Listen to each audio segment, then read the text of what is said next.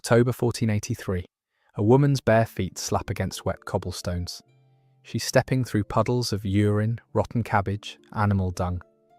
The streets of medieval London are open sewers, and she's walking through them in nothing but a thin linen shift. Her name is Jane Shore. 3 years ago, she slept in silk sheets in royal palaces. Kings wrote poetry about her beauty. Nobles begged for her favour. She wore jewels that cost more than most people earned in a lifetime. Now she's carrying a lit taper candle through Cheapside, while thousands of Londoners jeer and throw garbage at her back. A priest walks ahead ringing a bell. The official charge is harlotry and conspiracy. The real charge? She was a king's mistress, and the king died. But here's what nobody tells you about Jane Shore's humiliation. She wasn't the first royal mistress to fall spectacularly. She wasn't the last, and her story, as brutal as it is, isn't even the worst. Tonight we're diving into 7 women who climbed into royal beds and paid prices that would make your stomach turn. Women who shaped dynasties, influenced wars, bore children who became ancestors of kings. Women who had more power than most nobles, more wealth than most merchants, more influence than most politicians, and women who lost everything. Sometimes slowly, sometimes violently, sometimes mysteriously. One walked barefoot through filth while crowds spat on her. One probably died by poison right before becoming queen. One was stripped of her chateau by a rival who'd waited 30 years for revenge. One gambled away a fortune and died forgotten. One watched her children declared bastards and her brothers executed. So settle in. Maybe light a candle of your own. Get comfortable, because we're going to be here a while. This is the kind of history they don't teach in schools. Too scandalous, too uncomfortable, too real. The kind of history that shows you what it actually costs to be a woman, reaching for power in a world designed to crush you for trying. But before we dive in, take a moment to like this video and subscribe, but only if you genuinely enjoy what I do here. And drop a comment telling me where you're watching from and what time it is. I'm always curious who's joining me for these late-night journeys into the past. Now, let's start with Jane, because her story isn't just about a mistress who fell. It's about what happens when the man protecting you dies suddenly, and his enemies are still very much alive, and very much interested in destroying everything you built. London 1470s. The city stinks. That's the first thing you need to understand about medieval London. It stinks of human waste dumped from windows, of animal carcasses rotting in the gutters, of tanneries and slaughterhouses, and the Thames carrying centuries of filth to the sea. The streets are narrow, dark, dangerous after sunset. And in the middle of this medieval chaos lives Jane Shore. Born Elizabeth Lambert, daughter of a mercer, that's a cloth merchant, respectable family, money, education, which is rare for women. She can read and write, she's witty, and she's beautiful in a way that stops conversations. She's also trapped. Her husband, William Shore, is a goldsmith, successful, wealthy enough, but cold, distant, possibly impotent. There are whispers about that later when Jane petitions for annulment. The marriage is loveless, probably unconsummated.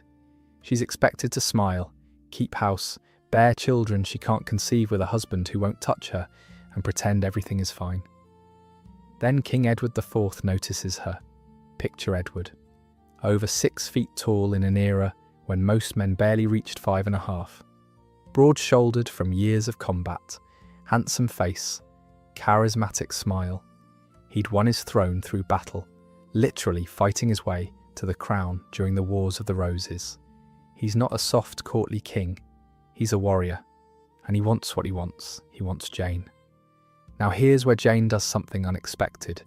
She doesn't immediately fall into his arms. She's married, has a reputation to consider.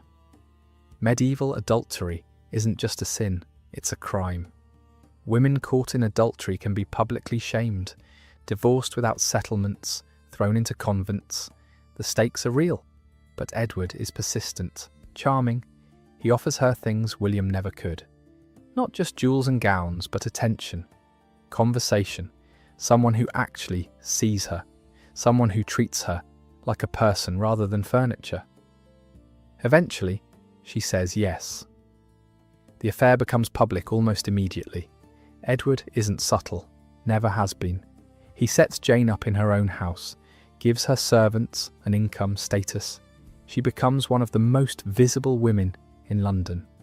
Not nobility, she can never be that, but something perhaps more powerful, the king's favourite. But what makes Jane different from Edward's other mistresses, and there were many, is what she does with that position. She talks to him.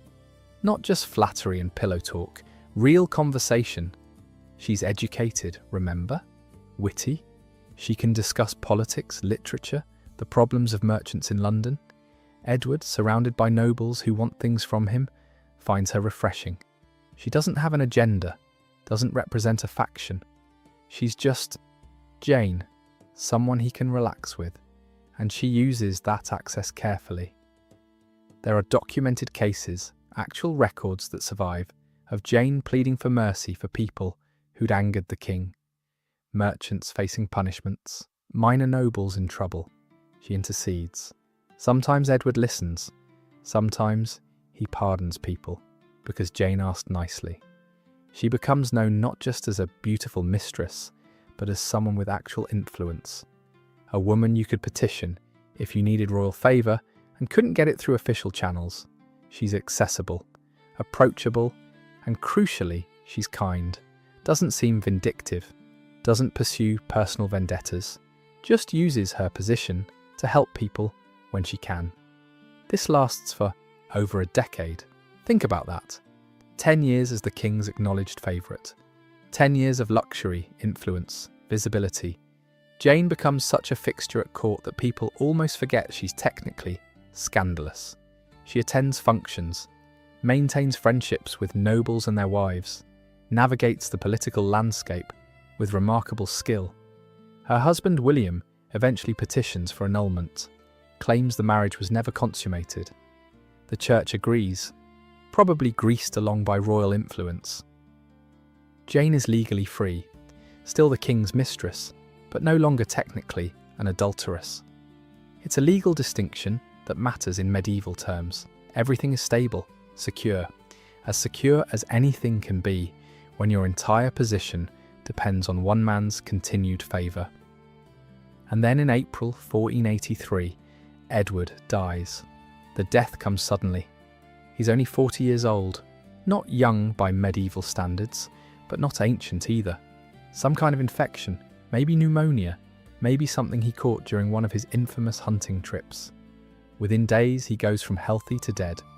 No time to prepare, no time to make arrangements, no time to ensure his mistress will be protected. But what Edward's death reveals is something even more dangerous than Jane's vulnerability. It reveals the power struggle that's been simmering beneath the surface for years. Edward's heir is his son, also named Edward, 12 years old, too young to rule alone, which means a regency, a council of powerful men governing in the boy's name until he comes of age. The question is, which powerful men? On one side, the Woodvilles, the family of Edward's queen Elizabeth Woodville. They've spent 20 years accumulating power, marrying into noble families, placing their people in key positions. They want to control the regency, control the young king, control England. On the other side, Richard, Duke of Gloucester, Edward's brother. Loyal throughout the civil wars, experienced military commander, he expects to be Lord Protector, expects to lead the Regency Council, and he absolutely does not intend to share power with the Woodvilles. And Jane has made a critical mistake. She's been sleeping with William Hastings, one of Edward's closest friends, also probably Thomas Grey, who's a Woodville. She's entangled with both factions, which might seem like smart hedging, but actually means she has enemies on all sides. Richard moves first, and he moves fast. He intercepts the young king travelling from Wales to London, arrests the Woodville supporters accompanying him, takes control of the boy and brings him to London. as his protector. The Woodvilles scramble. Elizabeth Woodville flees into sanctuary at Westminster Abbey with her other children. And then Richard starts eliminating threats. William Hastings, Jane's lover, Edward's best friend, is arrested during a council meeting at the Tower. The charge is treason. The trial is non-existent. They drag him outside and behead him on a log in the courtyard. No ceremony, no process, just execution. Jane is arrested the same day. The charges are deliberately vague: conspiracy, harlotry, witchcraft, because they always throw that at women they want to destroy. The specifics don't matter. Richard wants her broken. But here's what's crucial to understand. Richard doesn't just want Jane punished. He wants her humiliated, made into a spectacle, a warning to anyone else who got too close to power under the old regime. So he orders the public penance. Imagine waking up knowing what's coming, knowing that in a few hours you'll be stripped to your shift. Medieval underwear, essentially. Your hair will be loose, which is shameful for a respectable woman. You'll be given a lit taper candle, and you'll walk through the streets of London while thousands of people watch. The route goes from St. Paul's Cathedral through Cheapside to the Church of St. Mary Magdalene, miles through the heart of the city. And medieval streets aren't paved roads, they're open sewers. Human waste, animal dung, rotting food, dead rats, all of it under your bare feet as you walk. The crowd gathers early. This is entertainment, better than bear baiting. The king's whore brought low. People come from all over the city. They line the streets, they lean out of windows, they bring rotten vegetables to throw. And Jane walks. Contemporary accounts describe her composure. She doesn't cry, doesn't beg, doesn't collapse. She walks with her head up, her candle steady, her dignity somehow intact despite everything designed to strip it away. Thomas More wrote about it years later. He was too young to witness it himself, but he talked to people who had. He wrote that Jane was so beautiful, even in her shame, that men in the crowd were moved to desire rather than moral judgment, which is not exactly a compliment, but it suggests something important. She didn't break, didn't give them the satisfaction of seeing her destroyed. After the walk, they throw her in prison, confiscate everything Edward gave her, every jewel, every gown, every piece of property. She goes from wealth to poverty in a single day. Richard tries to force her to marry one of his supporters, a political move to bind her to his faction, neutralize her as a potential symbol of opposition. She refuses, which is remarkable. She's in prison, powerless. The king wants her compliant, and she says no. Richard is furious but can't force the issue without looking tyrannical. So Jane stays in prison, rotting, forgotten, and then 2 years later, Richard dies at Bosworth Field. His naked body is slung over a horse, his crown is found in a thorn bush and placed on Henry Tudor's head. The man who humiliated Jane Shore is dead in the mud at 32 years old. Jane is released from prison. She's in her mid-40s now. Not young by medieval standards, penniless, no family willing to acknowledge her, no prospects. The notorious mistress, starting over from nothing. She marries a solicitor named Thomas Linham. Not a love match, she needs survival, and he's willing to provide it. They live quietly, modestly. Jane fades from historical records. We don't know exactly when she died. Probably sometime in the early 1500s, old, poor, anonymous. Thomas More wrote that he saw her in her final years. Still charming, he said, still witty, living in poverty, but maintaining her spirit. It's the only glimpse we get of how her story ended. The woman who'd been the most desired mistress in England, dying in obscurity. But here's what haunts me about Jane Shore. She did everything right. She was kind when she had power, charitable, helped people who needed help, used her influence for good rather than revenge, and none of it protected her. The moment Edward died, she was vulnerable. A mistress has no legal standing, no claim to anything, no recourse when powerful men decide to destroy her. Jane's position, however comfortable, was always an illusion, always temporary, always one heartbeat away from disaster. Richard's public penance wasn't justice, it was theatre, a performance designed to show everyone what happened to women who rose above their station, who had influence without formal position, who mattered without being wives or mothers or queens. Jane was supposed to be broken, erased, forgotten. But here's the thing Richard didn't count on. 500 years later, we still remember her. We still tell her story, still find her courage, walking barefoot through filth with her head held high. Remarkable. Still recognize her as someone who survived what was designed to destroy her. Richard is remembered as the man who probably murdered his nephews, the monster, the usurper who died badly. Jane is remembered as a survivor, as someone who maintained dignity when dignity was being systematically stripped away, as a woman who refused to be broken even when everything was designed to break her. So who really won? But Jane's story is just the beginning, because not every mistress fell through political upheaval. Some played longer games, some understood that survival required patience, strategy, and an absolute refusal to give up no matter how long it took. Let's talk about Catherine Swynford, because her story isn't about sudden falls or public humiliations. It's about the slow, steady accumulation of power over 30 years, and about how a scandalous affair can eventually reshape a dynasty. England, 1360s. Catherine Rouet is born in Hainaut, daughter of a Flemish knight serving Queen Philippa. It's a respectable position. Not nobility, but connected to it.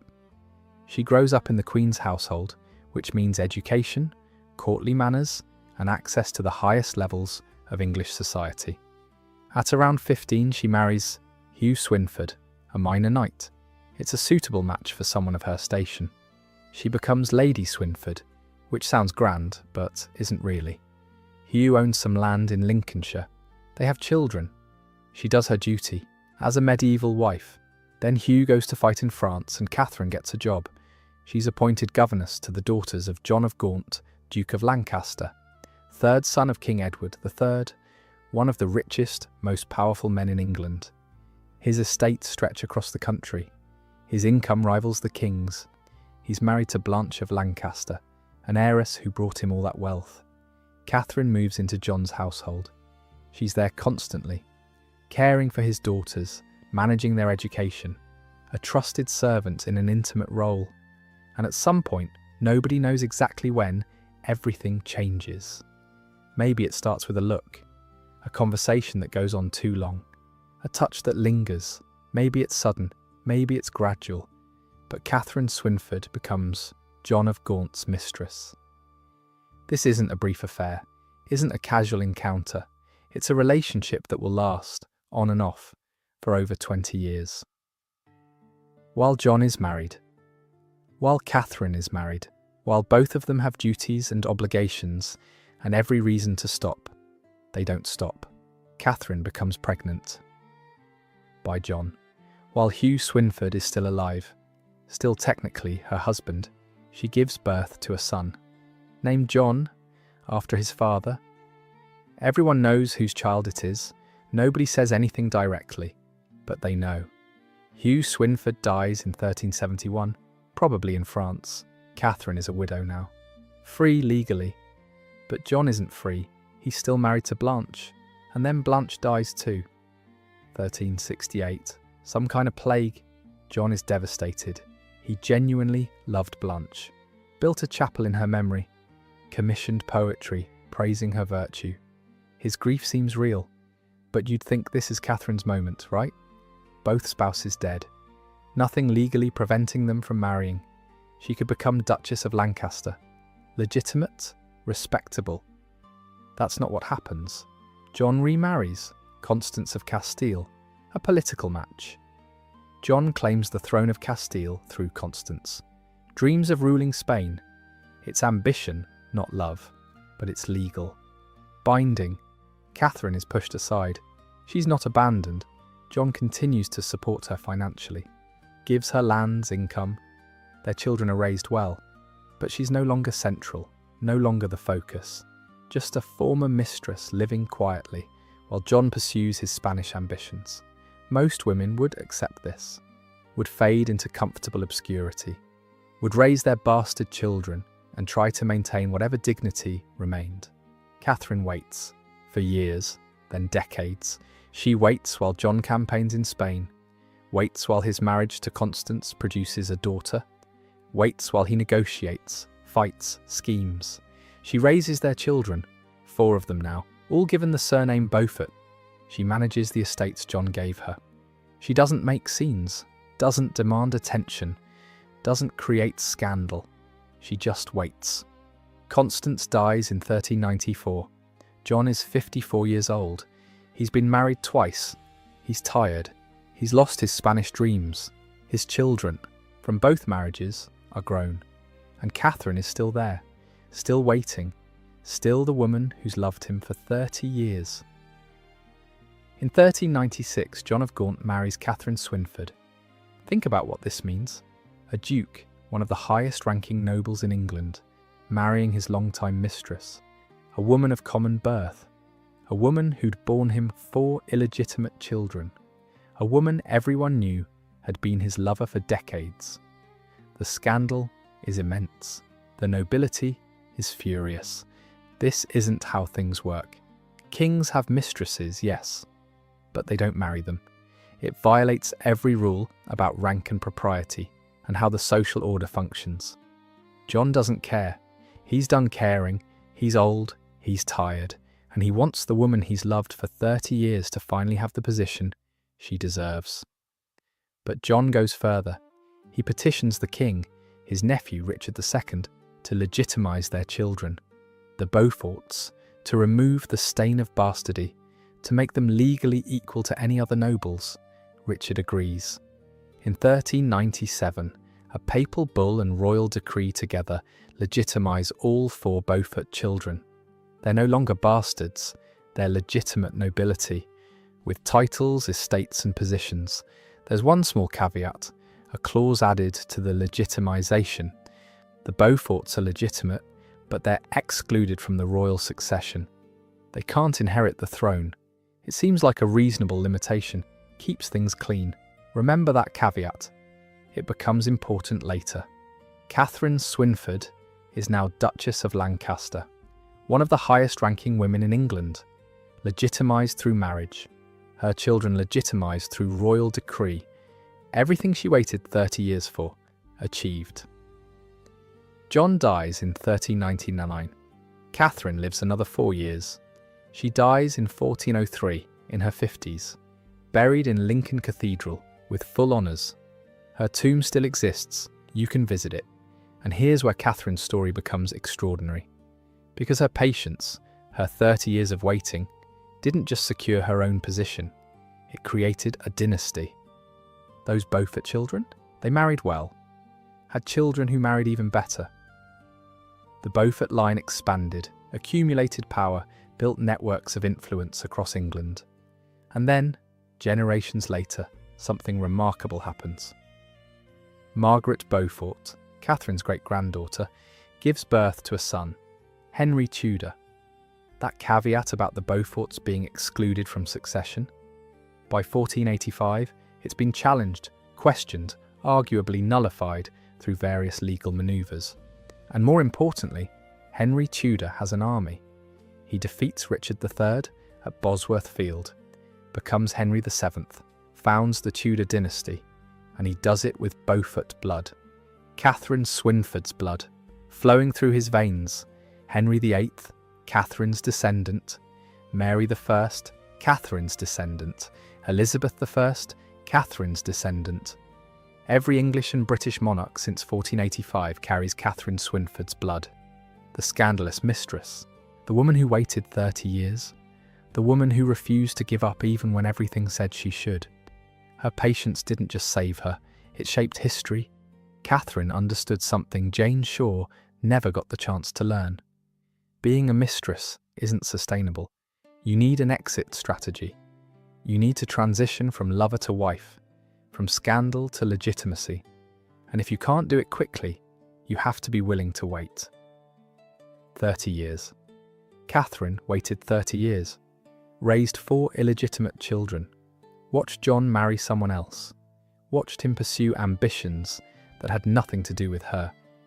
And she kept waiting, because she understood the long game, understood that patience, in a world where women had so few options, was its own kind of power. She couldn't force John to marry her, couldn't force the king to legitimize her children. But she could wait, could remain, could be there when all the other options were exhausted. And it worked, against all odds, against all expectations, against every rule about how these stories are supposed to end. It worked. Catherine Swynford is proof that sometimes the long game pays off, that patience can be strategy, that refusing to disappear, even when everyone expects you to, can eventually lead to victory. But her story raises a question. What if you don't have 30 years? What if you're young and beautiful and ambitious and the king is obsessed with you right now? What if you don't want to wait for vindication? What if you want power today? That's when things get truly interesting and truly dangerous. Let's talk about Agnès Sorel, because she didn't just break the rules, she invented new ones. And in doing so, she created a template that would define royal mistresses for centuries. France, 1440s. The country is a disaster. The 100 Years' War has been grinding on for, well, close to 100 years. The English control huge chunks of French territory. The French king, Charles VII, has been fighting since he was a teenager, and mostly losing. Charles is a mess.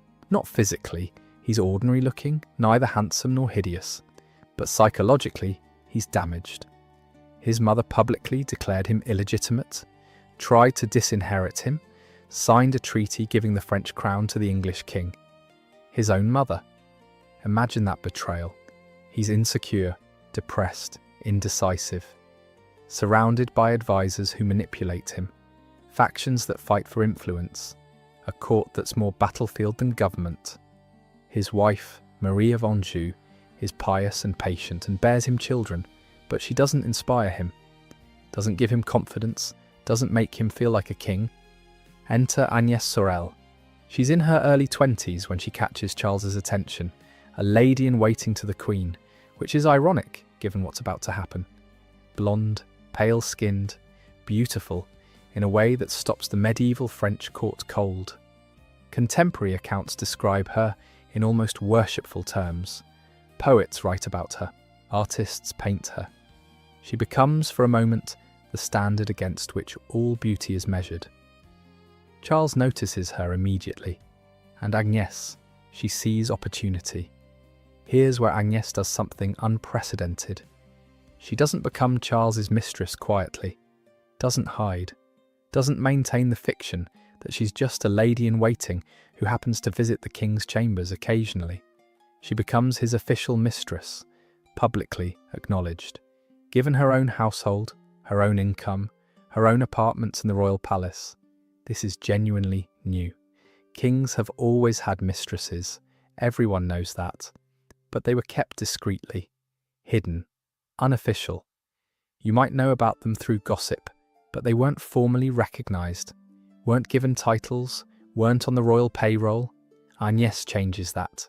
She creates the position of maîtresse en titre, official chief mistress.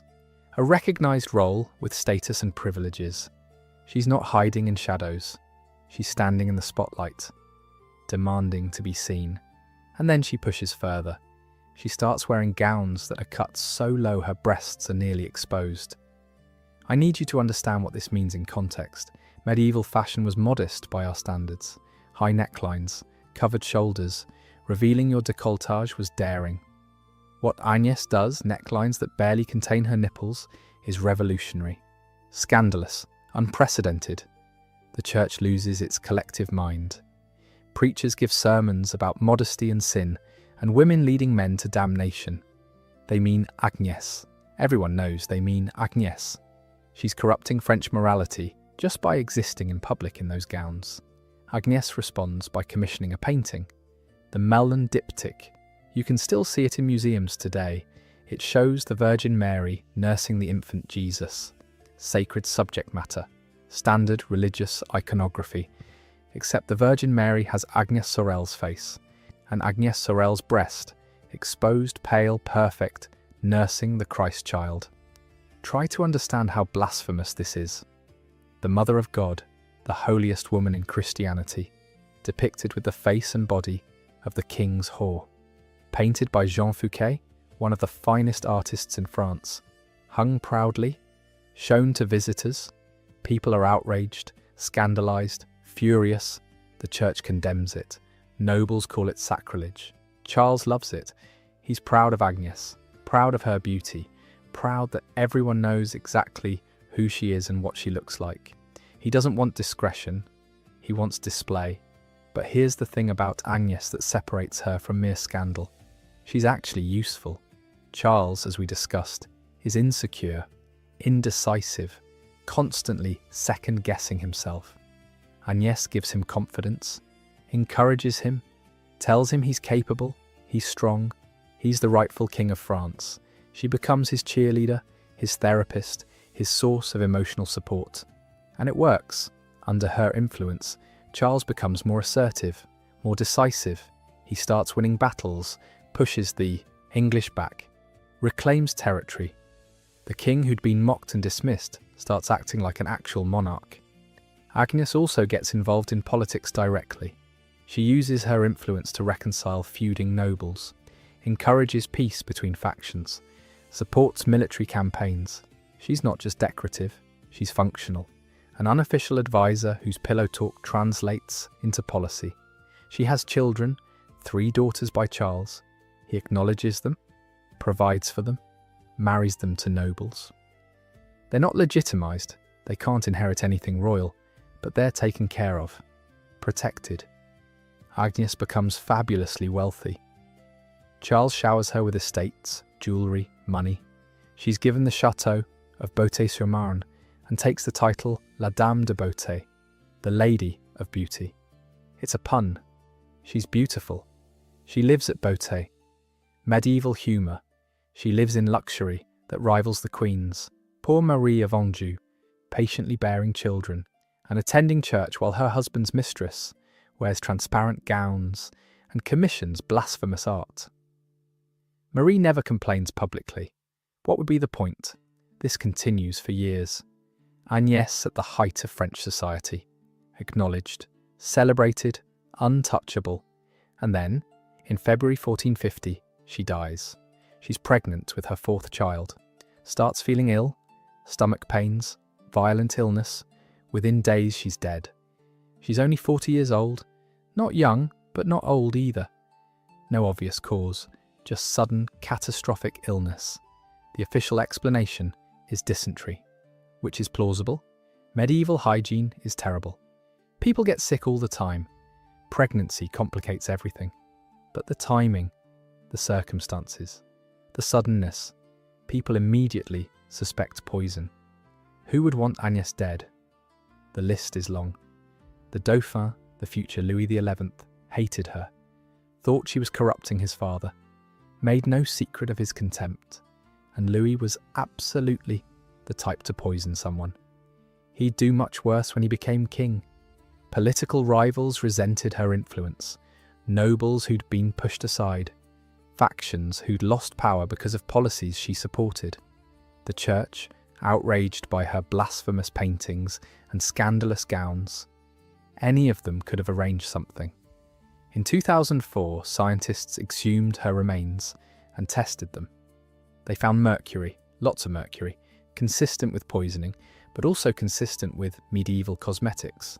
High-end makeup used mercury compounds for that pale, luminous look. Agnes, famously beautiful, probably used those cosmetics constantly. Or she could have been treated with mercury for illness. Medieval medicine used it for everything. Or someone poisoned her. We'll never know for certain. The mystery remains. But here's what matters about Agnes Sorel's death. She died at the peak, never fell, never lost favour, never walked barefoot through streets, or watched her fortune confiscated. She died as the king's acknowledged mistress. Still wealthy, still influential, still la dame de beauty. Maybe that's better than surviving to see it all crumble. Maybe sudden death at the top is preferable to slow decline into irrelevance. Agnès never had to watch younger women take her place, never had to navigate the politics of being a former favourite, never had to start over from nothing. She just stopped at the height of her power, in a blaze of mystery and speculation that makes her even more legendary. And her legacy? She created the template. After Agnès, French kings were expected to have official mistresses, public ones, acknowledged ones. It became part of how the French monarchy functioned. The maîtresse en titre became an institution. Every famous French royal mistress who came after, Diane de Poitiers, Madame de Pompadour, Madame du Barry, was following in Agnès' footsteps. Living in the world she created, playing a role she invented, Jane Shore was humiliated. Catherine Swynford had to wait decades, but Agnès Sorel, she rewrote the rules, made being a royal mistress respectable, or at least officially recognised, changed how power and sex and visibility intersected at the highest levels. And then she died. Suddenly, mysteriously, before anyone could take it away from her. Whether that's victory or tragedy depends on how you look at it, but at least she never fell. At least she was spared the humiliation that awaited so many women who climbed into royal beds. At least she got out before the crash. But Agnès' death raises a disturbing question. If she was poisoned, if someone decided she needed to die rather than continue wielding influence, then being a royal mistress wasn't just risky, it was actively dangerous. Your enemies weren't just political rivals who'd strip your titles, they were people willing to kill you. And the more powerful you became, the more enemies you had. The more people wanted you gone, permanently. Which brings us to our next mistress, a woman who accumulated more power than almost any other royal mistress in history, who ruled France in everything but name for over 20 years, and who understood, better than anyone, that being a mistress meant living with a target on your back. Let's talk about Diane de Poitiers, because if Agnès Sorel invented the position of official royal mistress, Diane perfected it. France 1530s, the French court is one of the most sophisticated in Europe. Renaissance culture is flourishing. Art, architecture, literature, all patronised by the monarchy. It's a golden age, at least for the people at the top. Diane de Poitiers is already in her 30s. A widow, her husband was executed years ago for supporting the wrong faction. She kept her head down, held on to her property, survived. She's beautiful, yes, but not young. In an era where women were considered old by 30, she's past the prime years when royal attention usually falls. But Diane has something more valuable than youth. She has strategy. She's appointed to the household of the king's sons. Specifically, she's attached to Henry, the second son, the spare heir. Nobody expects him to become king. His older brother Francis is healthy, charismatic, clearly destined for the throne. Henry is different, quiet, awkward. He spent part of his childhood as a hostage in Spain, which traumatized him. He's not comfortable at court, not confident, not particularly interesting to anyone. Except Diane. She's 35 when she first becomes close to Henry. He's 15, more than twice his age. She's been assigned to help civilize him, teach him courtly manners, prepare him for whatever minor role he'll play as a royal second son. What happens between them is unclear at first. Maternal attention, mentorship, a lonely teenager finally finding someone who pays attention to him. But somewhere, at some point, it becomes more. By the time Henry is in his late teens, he's obsessed with Diane, completely, totally, unhealthily devoted to her. He wears her colours, black and white, at tournaments, has her initials intertwined with his carved into buildings, writes her letters that border on worship. She's not just his lover, she's his goddess. And then in 1536, everything changes. Francis, the heir, dies suddenly. Henry, the awkward second son nobody expected anything from, is now heir to the throne. And Diane? Diane is about to become the most powerful mistress in French history. Henry becomes king in 1547 when his father dies. He's 28. Diane is 48, 20 years older than the new king of France, and she becomes, effectively, the ruler of the French court. Not the queen. The queen is Catherine de' Medici. Poor Catherine. She'd married Henry when she was 14, desperately in love with him. Spent years trying to conceive. There were whispers she was barren. Finally bore him 10 children, proving herself fertile, useful, royal, and Henry treats her like furniture. He's polite, distant, performs his conjugal duties, obviously, since she has 10 children, but his passion, his love, his devotion, all of that goes to Diane. Catherine hates Diane, absolutely despises her, but there's nothing she can do. Diane has the king's heart, his ear, his bed, his everything, and Henry makes no secret of it. Diane attends council meetings, influences policy decisions, controls patronage. If you want a position at court, you go through Diane. She reads state papers, helps draft documents, signs letters with her own name combined with Henry's. Their initials intertwined just like the carvings on the buildings. She's not queen, but she's more powerful than the queen. Catherine is the woman who bears heirs. Diane is the woman who rules.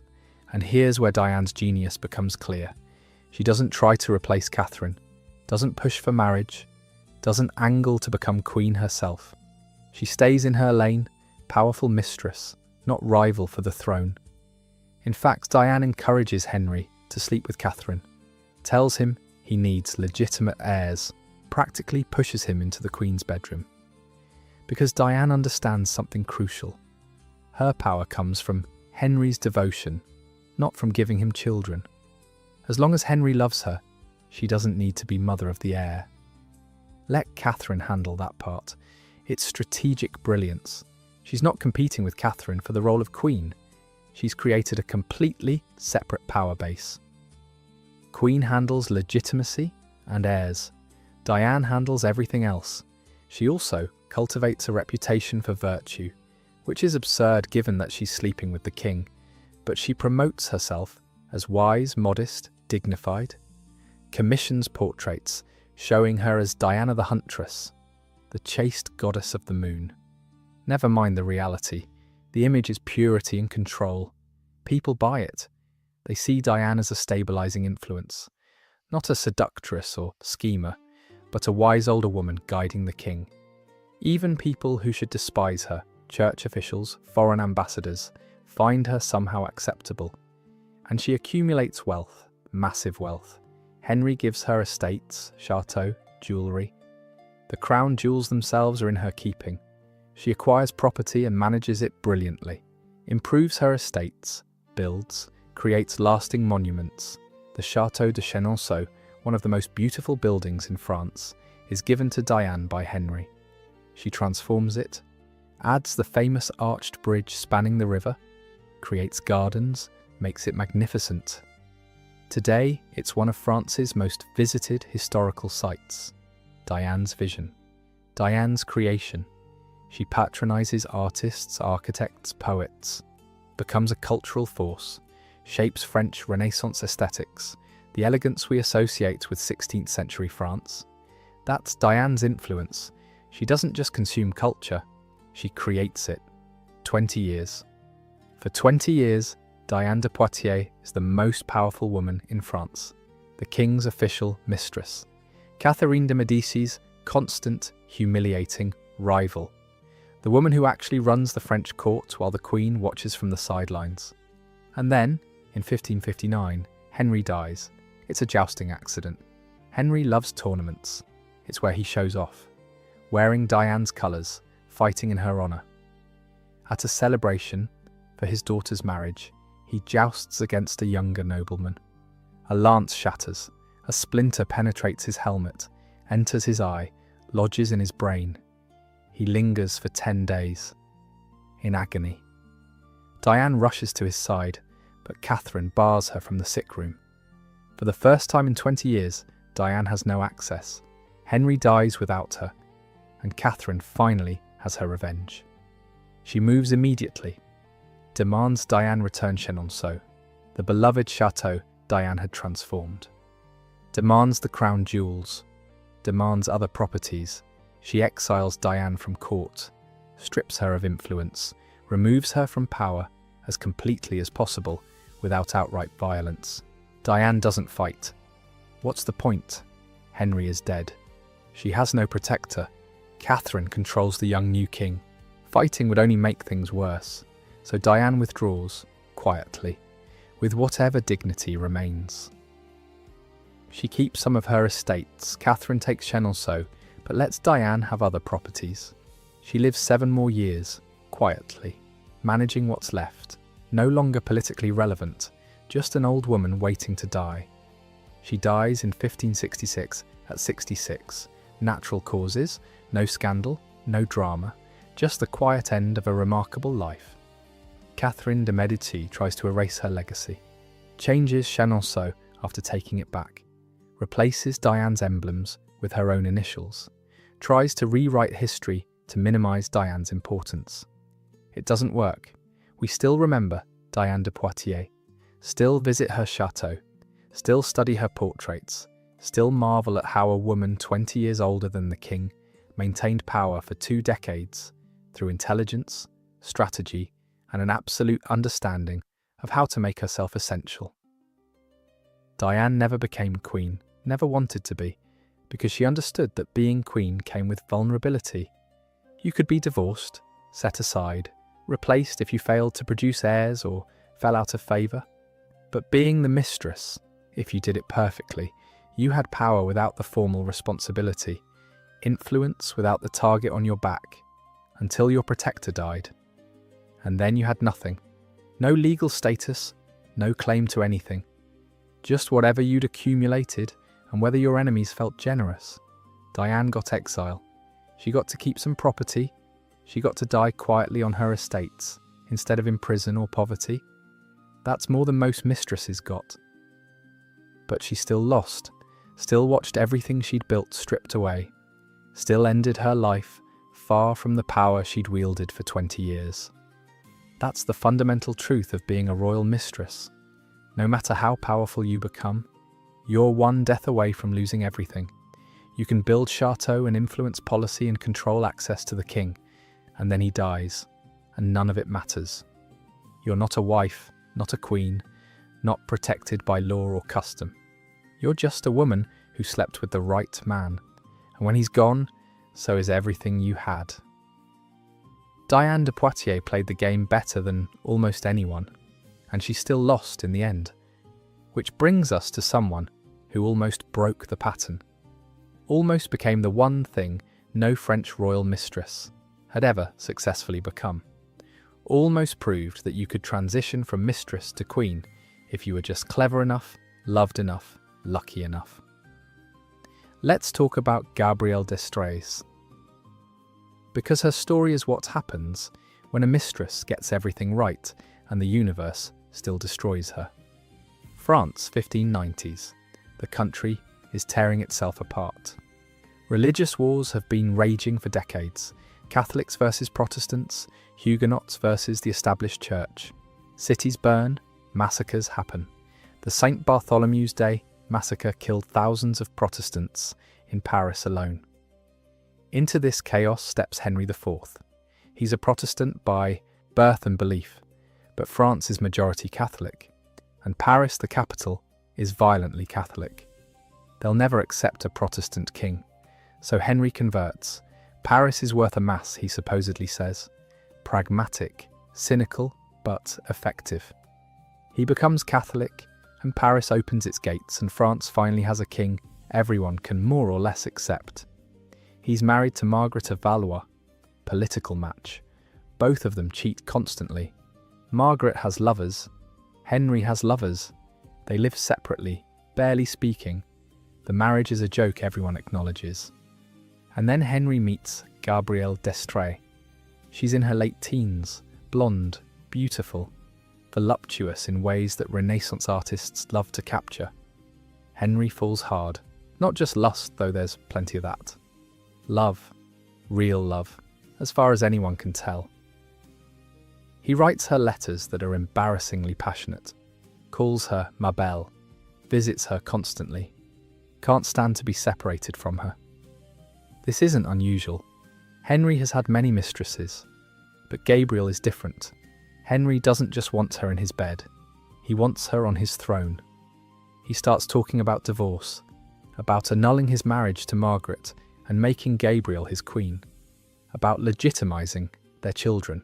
They have 3 together, as heirs to the throne of France. This is insane. Kings don't do this. They have mistresses, yes, but they don't divorce queens to marry them. It would cause scandal, political chaos, war. The church would never approve. The nobility would revolt. It's impossible. Henry doesn't care. He wants Gabriel, and Henry is stubborn when he wants something. Gabriel starts acting queenly. She attends state functions, sits beside Henry at official events, advises him on policy. She's actually politically skilled, helps negotiate peace between Catholics and Protestants, makes herself useful beyond the bedroom. The court accepts this with a remarkable grace, partly because Henry insists, partly because Gabriel is charming and diplomatic, partly because everyone knows Henry will do what he wants, so they might as well accept it. Henry begins formal proceedings to annul his marriage to Margaret. It's complicated, requires papal approval, negotiations with Margaret's family, diplomatic manoeuvring, but Henry is determined. And then there's the painting.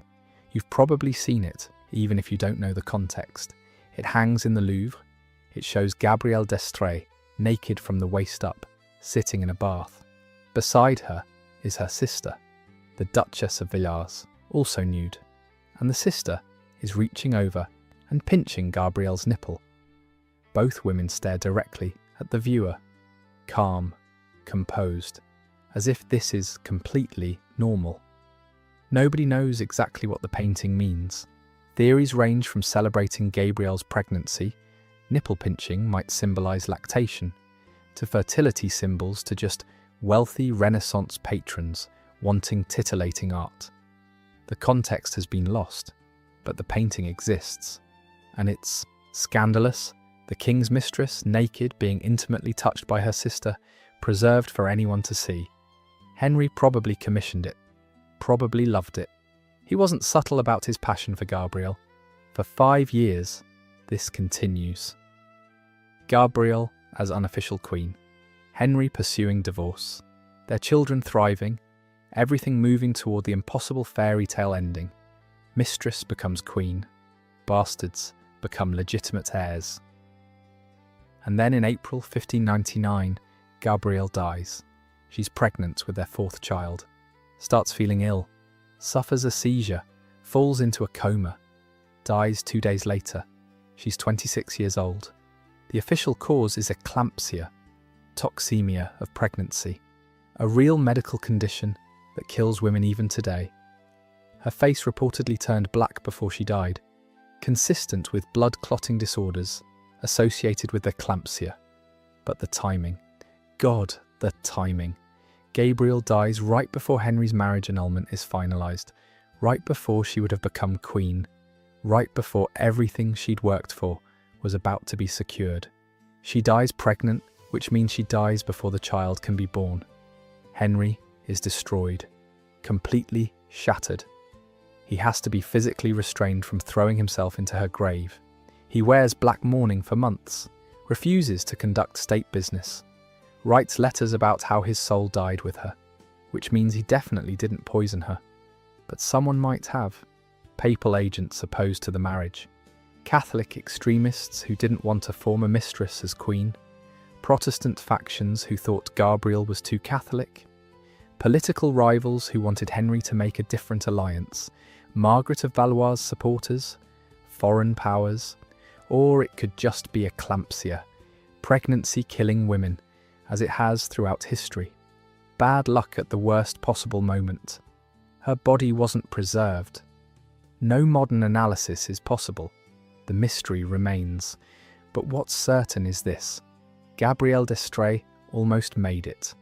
almost became the first French royal mistress to successfully transition to queen, almost secured her children's futures as legitimate heirs, almost achieved the impossible, and then she died. At the finish line, whether from natural causes or poison, the result is the same. Everything she built, everything she worked for, gone in days. Henry eventually remarried Marie de Medici, another political match he resented. He raised Gabrielle's children with honour, made sure they were well placed and wealthy, but they were never legitimised as potential heirs, never became what they could have been. Gabrielle's painting remains, that strange intimate portrait of her and her sister.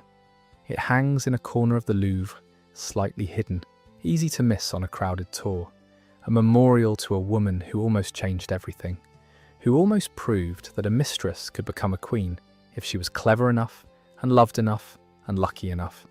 She wasn't lucky enough, and that's the cruelest part.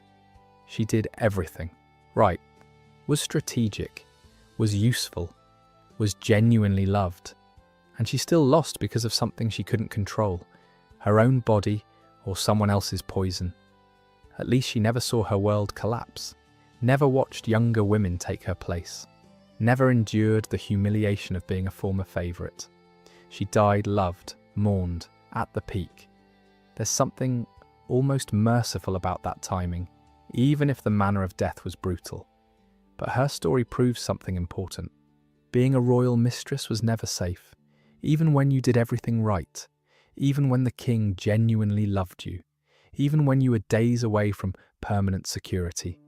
Death, whether natural or inflicted, could steal everything in a moment. You could spend years building power, accumulating wealth, positioning yourself for legitimate recognition, and then you could just die, right before it all paid off. That's the gamble.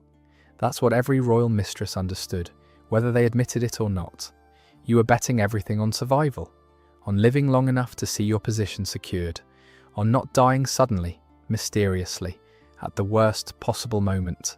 Gabrielle lost that bet, and we'll never know whether she lost to nature or to murder. But at least she was spared what came next, watching her children grow up as acknowledged bastards rather than legitimate heirs. Watching Henry marry someone else, watching everything she'd built slowly erode. She died before the decline, before the fall, before reality crushed the fairy tale. Is that victory? I honestly don't know. Let's talk about someone who took a completely different approach. Someone who didn't wait patiently like Catherine, didn't die mysteriously like Agnes or Gabrielle, didn't quietly accumulate power like Diane. Someone who was loud and shameless, and absolutely impossible to control. Let's talk about Barbara Villiers, because if the French mistresses were playing chess, Barbara was flipping the board and setting the pieces on fire. England, 6-60. The monarchy has just been restored after years of civil war and Puritan rule. Oliver Cromwell is dead. His dreary Commonwealth is over. King Charles II is back, and England is ready to party. Charles has spent years in exile, poverty, constant danger, moving from court to court across Europe, depending on the charity of foreign rulers, never knowing if assassins were coming for him. Now he's home, he's king, and he is absolutely determined to enjoy every minute of it. The Restoration Court becomes famous for its excess. Theatres reopen, masquerades happen. People drink and gamble and sleep around with wild abandon. It's a deliberate rejection of Puritan austerity. If the Commonwealth banned pleasure, the restored monarchy would wallow in it. And at the centre of all this excess is Barbara Villiers. She's already married when she meets Charles, to Roger Palmer, a minor royalist supporter. The marriage is convenient but not romantic. Barbara is beautiful, ambitious, and completely uninterested in being a quiet, respectable wife. She probably sleeps with Charles while he's still in exile, definitely sleeps with him immediately after the Restoration. Within months, she's pregnant. With Charles's child, while married to another man, While Charles is engaged to marry Catherine of Braganza, while everyone is watching, Barbara doesn't care. She doesn't hide the pregnancy, doesn't pretend it's her husband's. Just acknowledges that yes, this is the king's baby, and what exactly are you going to do about it? Charles makes Roger Palmer an Earl of Castlemaine, as compensation. Here's a title, now shut up and let me sleep with your wife. Roger takes the deal. Barbara becomes Countess of Castlemaine, which sounds grand and respectable, but everyone knows exactly what it means. She gets apartments in Whitehall Palace, not some discreet house in the city, apartments in the palace itself, connected to the king's rooms by a private staircase. She's not hidden. She's visible, powerful, impossible to ignore. And then Charles marries Catherine of Braganza, sweet, shy, Catholic Catherine from Portugal. She arrives in England barely speaking English, completely unprepared for the chaotic English court. She expects to be queen, to be cherished, to be the centre of her husband's world. Instead, she finds Barbara Villiers, already established, already pregnant with a second royal bastard, already controlling access to the king, already the most powerful woman at court. Catherine is devastated. She refuses to acknowledge Barbara, won't speak to her, won't accept her as a lady of the bedchamber, the position Charles wants to give her to formalise her presence at court. It's Catherine's only power move. Charles explodes, shouts at Catherine, threatens her, makes absolutely clear that Barbara stays regardless of Catherine's feelings. He won't give her up, won't hide her, won't pretend she's anything other than what she is. Catherine eventually surrenders. She has no allies, no leverage, no power. She's foreign, friendless, and completely outmatched. Barbara wins, and Barbara doesn't win gracefully. She flaunts her position, wears the most expensive gowns, the most ostentatious jewellery, throws lavish parties that cost more than most people earn in a decade, gambles enormous sums, wins and loses fortunes in a single night, spends money like water, all of it funded by Charles, by the royal treasury, by estates and pensions he grants her. She has 5 children by Charles, all acknowledged, all given titles and estates, all raised as nobility despite being bastards. One is named Charles after the king, just in case anyone wasn't clear about whose children these were. She's given the titles Duchess of Cleveland and Countess of Southampton. She acquires property across England. Her income is staggering. She lives like a queen, better than the actual queen, who lives modestly and piously while her husband showers his mistress with riches. But here's where Barbara diverges from every other mistress we've discussed. She doesn't limit herself to Charles. She sleeps with other men, openly, constantly, while still being the king's official mistress. While still receiving money and titles and position from him, she has affairs with courtiers, with actors, Cardell Goodman, a notorious rakehell, with rope dancers allegedly, though that might be gossip designed to humiliate her. She's not subtle, doesn't try to hide, and Charles tolerates it. He's angry, yes, shouts, threatens to cut off her allowance, publicly humiliates her occasionally, but he doesn't actually remove her, doesn't end the relationship, doesn't take away her titles or apartments or position. Why? Partly because Charles is conflict averse. He'd rather have peace than constant fighting. Partly because he's genuinely fond of Barbara, despite everything. And partly because Barbara is dangerous. She knows too much, has too much dirt, could cause enormous scandal if she turned enemy. Barbara has made herself too dangerous to destroy. It's a different kind of strategy. Not patience like Catherine, not usefulness like Diane, just sheer audacity. Being so shameless that people don't know how to handle you. Being so outrageous that removing you would cause more problems than keeping you. The court despises her. Nobles write furious letters about her corruption, her spending, her sexual appetite. Pamphlets circulate calling her a whore, an embarrassment, a sign of the king's moral weakness. One particularly vicious poem catalogues all her lovers and suggests her children might not actually be Charles's, Barbara sues for libel and wins, because yes, she might be sleeping around, but nobody can prove the children aren't Charles's, and suggesting they aren't is technically treasonous. She uses the legal system to silence critics. It's audacious and brilliant. This continues for over a decade. Barbara as the king's official mistress, living in luxury, raising her bastard children as nobility, sleeping with whoever she wants, spending obscene amounts of money, and somehow staying in position.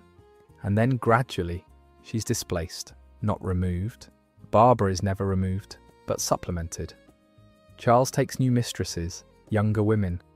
Nell Gwyn, the orange seller turned actress, funny, charming, beloved by the public because she's common and honest, and not Barbara.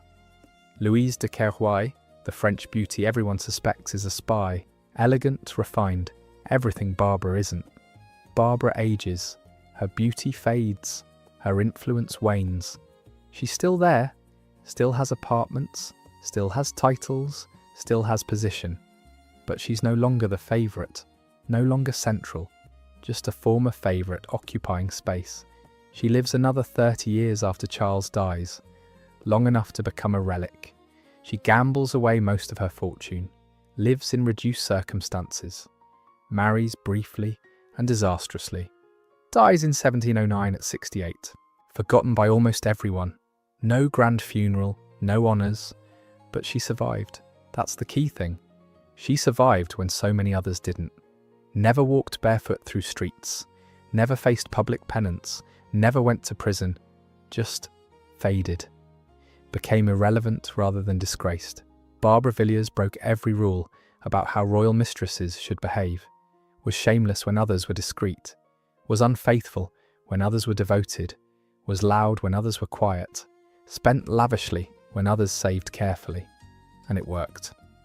For 2 decades, she lived exactly as she wanted, answered to no one, did whatever pleased her, accumulated wealth and power and position. Then she aged, and new favourites came, and Charles died, and none of it mattered anymore.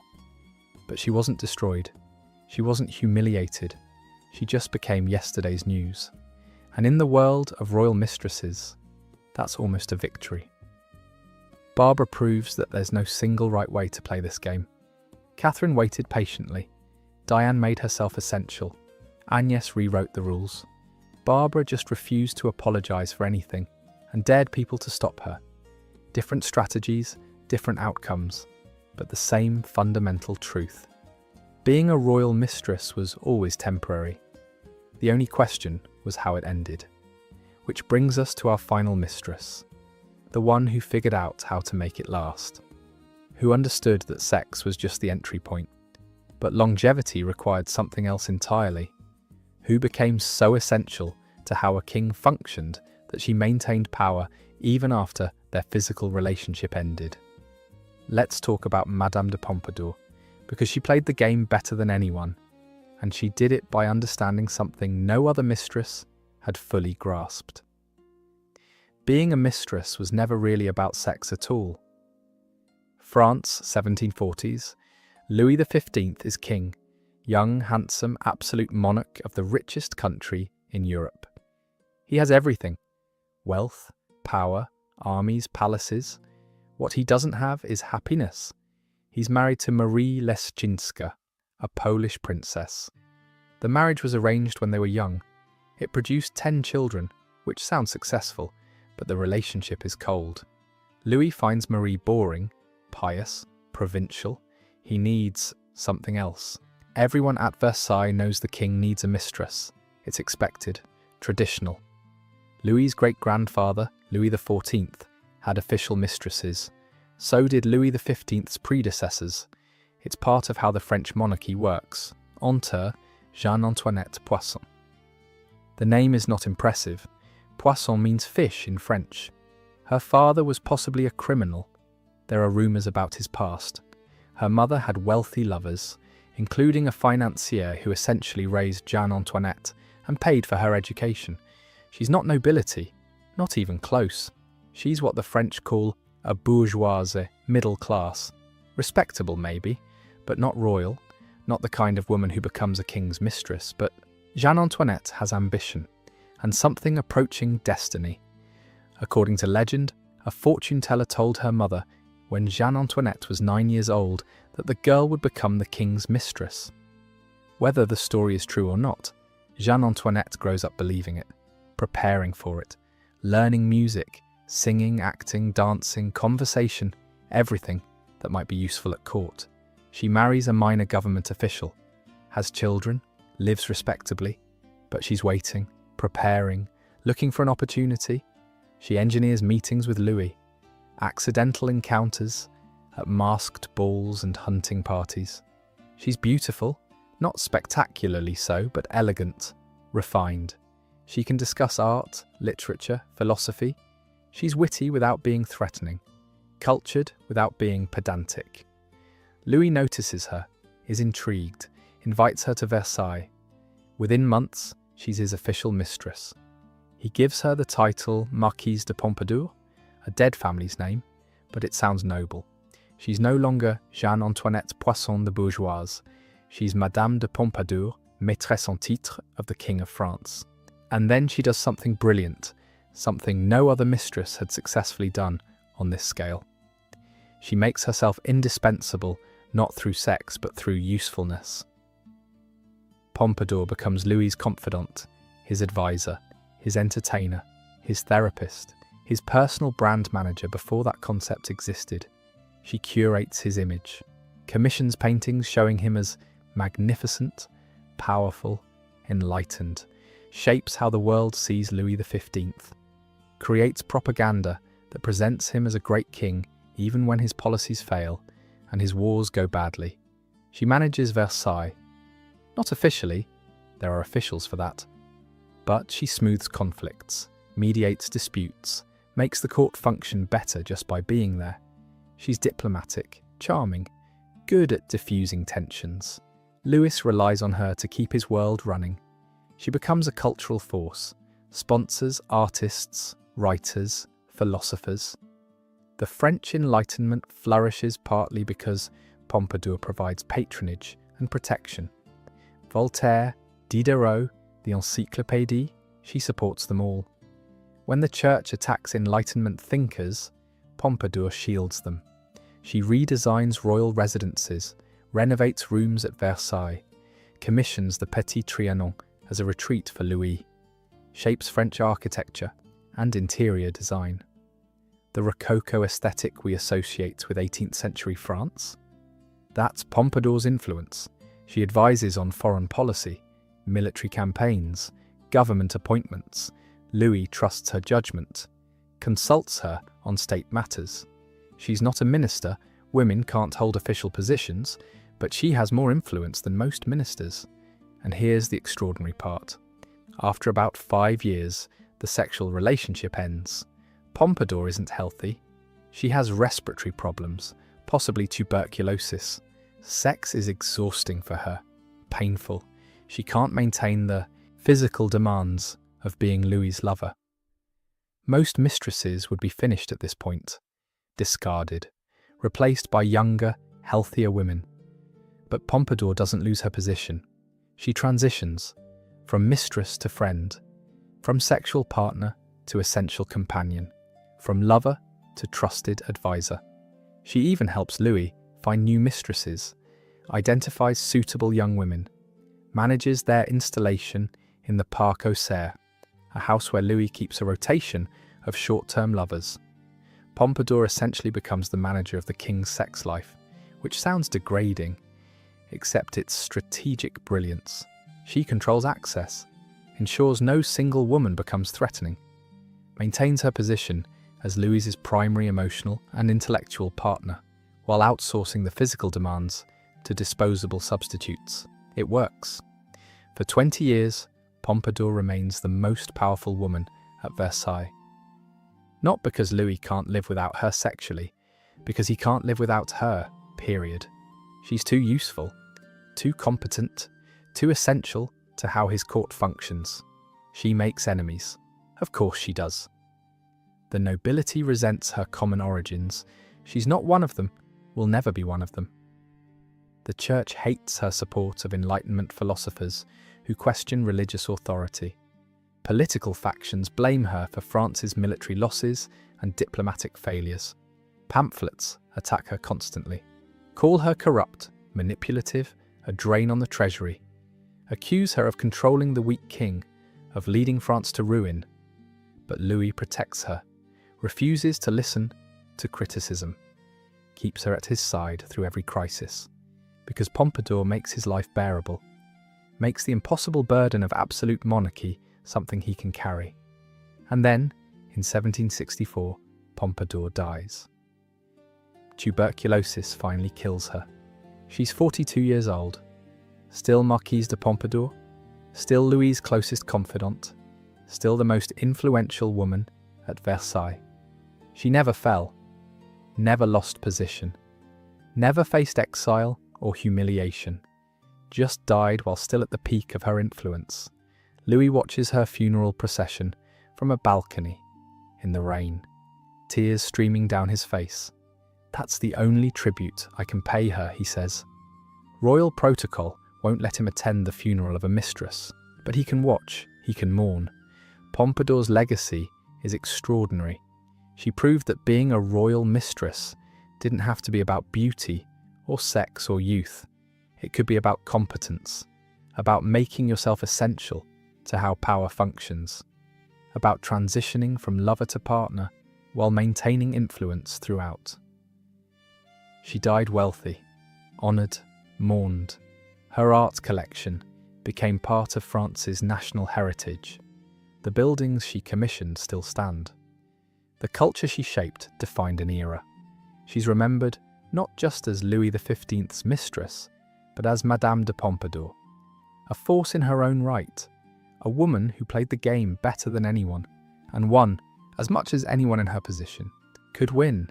She never became queen, never legitimized her position through marriage, but she had power without the title, influence without the crown, and she kept it longer than almost any other royal mistress in history. So what do we learn from these 7 women? Jane Shore was kind and charitable and still walked barefoot through streets. Catherine Swynford was patient and strategic and eventually won, but it took 30 years.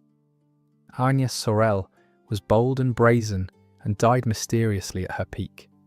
Diane de Poitiers was brilliant and essential and still lost everything when her protector died. Gabrielle d'Estrées was loved and almost became queen and died right before achieving everything. Barbara Villiers was shameless and audacious and survived through sheer refusal to apologise. Pompadour was useful and competent and maintained power even after sex was off the table. 7 different strategies, 7 different outcomes, but the same fundamental truth. Being a royal mistress was never safe, never secure, never a path to permanent power. You could do everything right and still lose. You could be kind like Jane and still be humiliated, patient like Catherine and still wait decades for vindication, bold like Agnes and still die mysteriously, brilliant like Diane and still watch everything stripped away, loved like Gabrielle and still die before achieving security, shameless like Barbara and still fade into irrelevance, useful like Pompadour and still die at 42 from working yourself to exhaustion. There was no winning strategy, no guaranteed path to safety. You rolled the dice every day, betting everything on one man's continued favour, betting he wouldn't die suddenly, wouldn't tire of you, wouldn't be overthrown, wouldn't marry someone who demanded you be removed. And eventually, for most of them, the dice came up wrong. But here's what I want you to remember. They still did it. They still reached for power despite knowing the risks. They still shaped history despite having no formal authority. They still influenced kings, changed policies, commissioned art, built chateaux, founded dynasties.